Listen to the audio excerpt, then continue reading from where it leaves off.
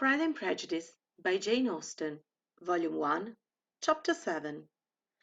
Mr. Bennet's property consisted almost entirely in an estate of 2,000 a year, which, unfortunately for his daughters, was entailed in default of a year's meal on a distant relation, and their mother's fortune, though ample for her situation in life, could but ill supply the deficiency of his.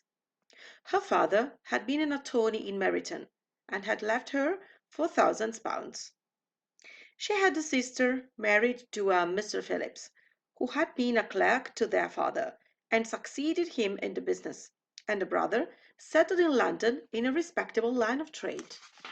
The village of Longbourn was only 1 mile from Meryton, a most convenient distance for the young ladies, who were usually tempted thither 3 or 4 times a week, to pay their duty to their aunt and to a milliner's shop just over the way. The two youngest of the family, Catherine and Lydia, were particularly frequent in these attentions. Their minds were more vacant than their sisters', and when nothing better offered, a walk to Meryton was necessary to amuse their morning hours and furnish conversation for the evening. And however bare of news of the country in general might be, they always contrived to learn some more from their aunt. At present, indeed, they were well supplied both with news and happiness by the recent arrival of a militia regiment in their neighbourhood. It was to remain there whole winter, and Meryton was the headquarters. Their visits to Mrs. Phillips were now productive of the most interesting intelligence.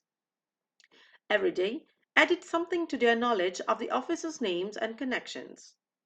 Their lodgings were not a secret, and at length they began to know the officers themselves. Mr. Phillips visited them all, and this opened to his nieces a source of felicity unknown before. They could talk of nothing but officers, and Mrs. Bingley's large fortune, the mention of which gave animation to their mother, was worthless in their eyes when opposed to the regimentals of an ensign. After listening one morning to their effusions on this subject, Mr. Bennet coolly observed, "From all that I can collect by your manner of talking, you must be two of the silliest girls in the country. I have suspected it some time, but am now convinced." Catherine was disconcerted, and made no answer, but Lydia, with perfect indifference, continued to express her admiration of Captain Carter, and her hope of seeing him in the course of the day, as he was going the next morning to London. "I'm astonished, my dear," said Mrs. Bennet, "that you should be so ready to think your own children silly. If I wish to think slightly of anybody's children, it should not be of my own, however. If my children are silly, I must hope to be always sensible of it. Yes, but as it happens, they are all of them very clever. This is the only point, I flatter myself, on which we do not agree. I had hoped that our sentiments coincided in every particular, but I must so far differ from you as to think our two youngest daughters uncommonly foolish." "My dear Mr. Bennet, you must not expect such girls to have the sense of their father and mother. When they get to our age, I dare say they will not think about officers any more than we do. I remember the time when I liked a red coat myself very well, and indeed so I do still at my heart. And if a smart young colonel, with 5 or 6 thousand a year, should want one of my girls, I shall not say nay to him. And I thought Colonel Foster looked very becoming on the other night at Sir William's in his regimentals." "Mamma," cried Lydia, "my aunt says that Colonel Foster and Captain Carter do not go so often to Miss Watson's as they did when they first came. She sees them now very often standing in Clark's library." Mrs. Bennet was prevented replying by the entrance of the footman with a note of Miss Bennet. It came from Netherfield, and the servant waited for an answer.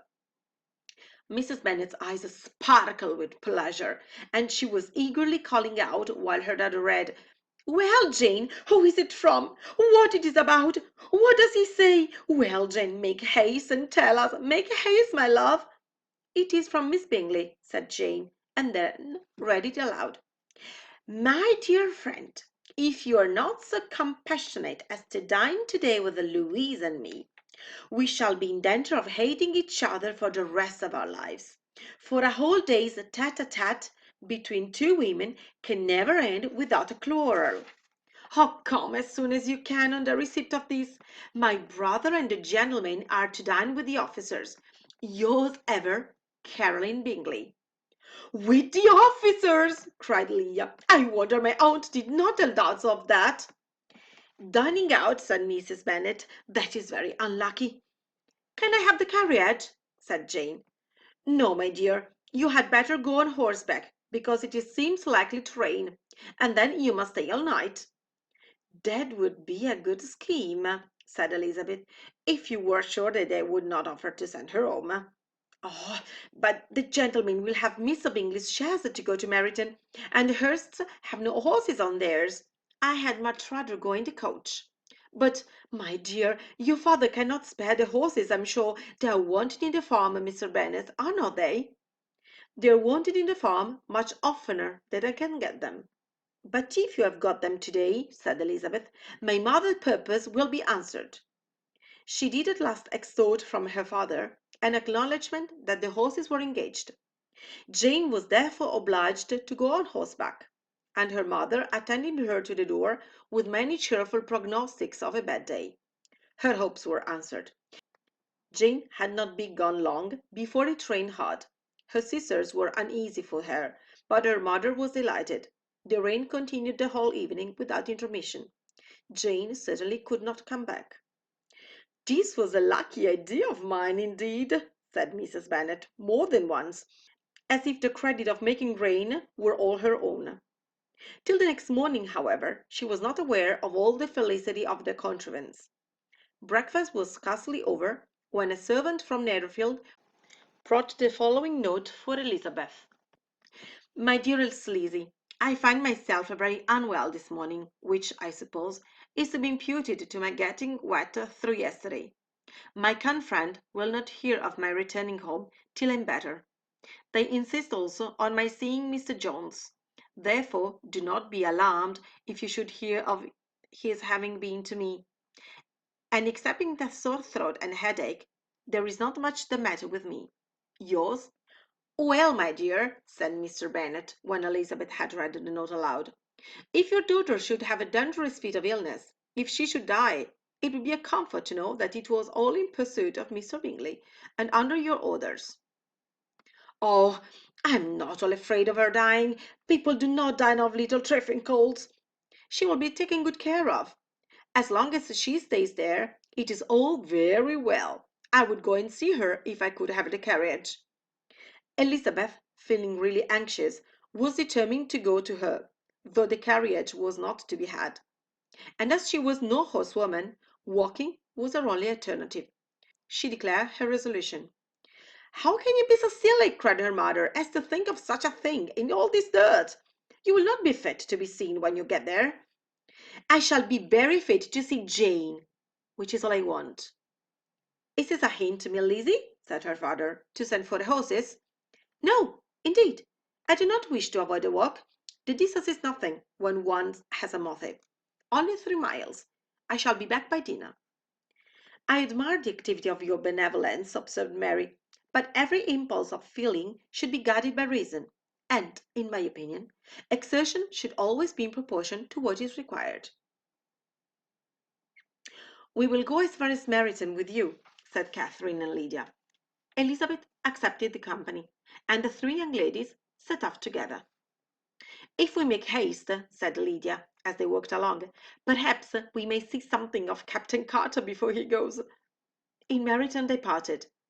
The two youngest repaired to the lodgings of one of the officers' wives, and Elizabeth continued her walk alone, crossing field after field at a quick pace, jumping over stiles and springing over puddles with impatient activity, and finding herself at last within view of the house, with weary ankles, dirty stockings, and a face glowing with the warmth of exercise.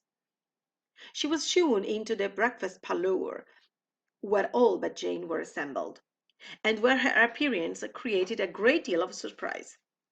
That she'd have walked the 3 miles so early in the day in such a dirty weather and by herself was almost incredible to Mrs. Hurst and Miss Bingley, and Elizabeth was convinced that they held her in contempt for it. She was received, however, very politely by them, and in their brother's manners there was something better than politeness. There was good humour and kindness. Miss Darcy said very little, and Mr. Hurst nothing at all. The former was divided between admiration of the brilliancy which exercise had given to her complexion, and doubt as to the occasions justifying her coming so far alone. The latter was thinking only of his breakfast. Her inquiries after her sister were not very favourably answered. Miss Bennet had slept ill, and though up, was very feverish, and not well enough to leave her room. Elizabeth was glad to be taken to her immediately, and Jane, who had only been withheld by the fear of giving alarm or inconvenience, from expressing in her note how much she longed for such a visit, was delighted at her entrance. She was not equal, however, to much conversation, and when Miss Bingley left them together, could attempt little beside expressions of gratitude for the extraordinary kindness she was treated with. Elizabeth suddenly attended her. When breakfast was over, they were joined by the sisters, and Elizabeth began to like them herself, when she saw how much affection and solicitude they shewed for Jane.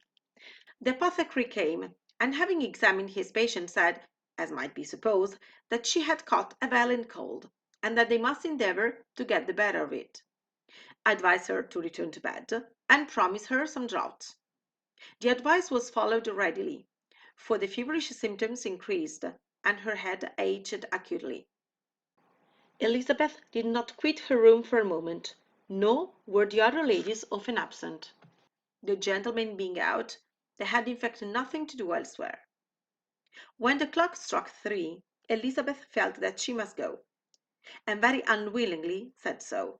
Miss Bingley offered her the carriage, and she only wanted a little pressing to accept it, when Jane testified such concern in parting with her, that Miss Bingley was obliged to convert the offer of the chaise into an invitation to remain at Netherfield for the present.